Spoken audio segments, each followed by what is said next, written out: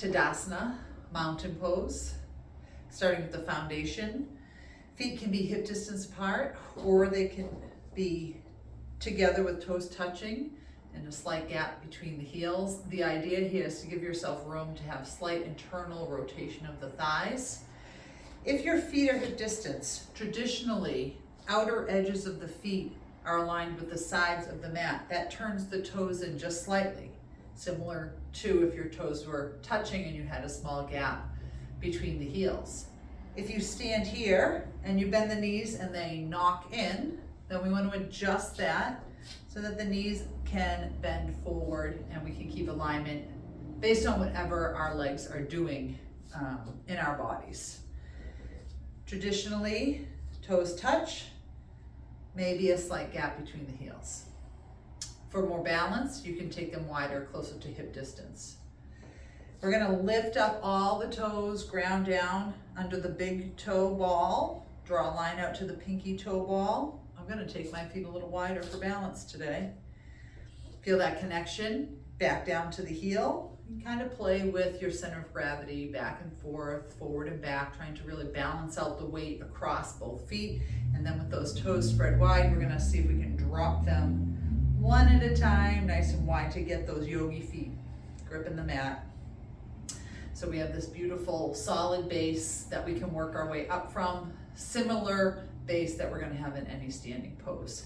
As we move up the legs, we soften the knees. We never wanna be locking out those knee joints.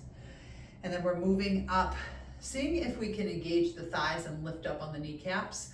I always cue it, but I don't feel it in my body. Some people do. So see how that works for you to see about lifting up the kneecaps.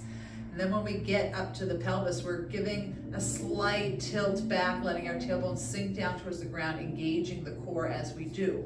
To counter this, we're gonna find a little internal rotation of the thighs. So these two movements, internally rotating the thighs and engaging the core, drawing up on that navel so that the pelvis is straight up and down, are two things that are gonna stabilize us and things that we'll be using in almost any pose, down dog, handstand, plank. We want to have this slight internal rotation of the thighs, and then we're drawing that core in, sinking or sucking it all into that center line.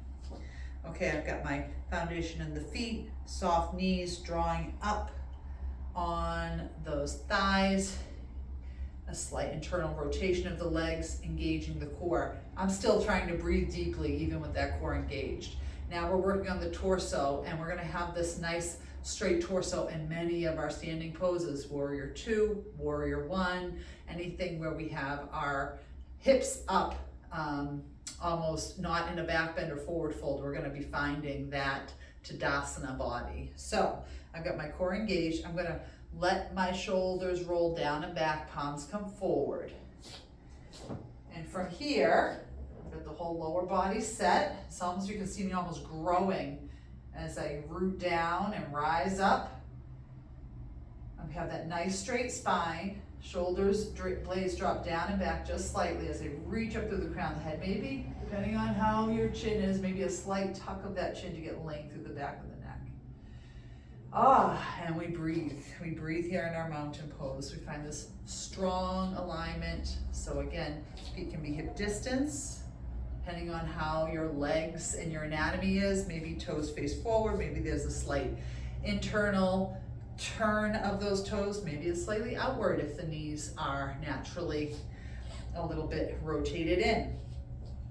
We build it up from the ground up, soft knees, engage the core, reach up through the crown of the head, slight internal rotation of the thighs. Roll those shoulder blades down and back, let the chest be nice and proud as you reach up through the crown of the head, and we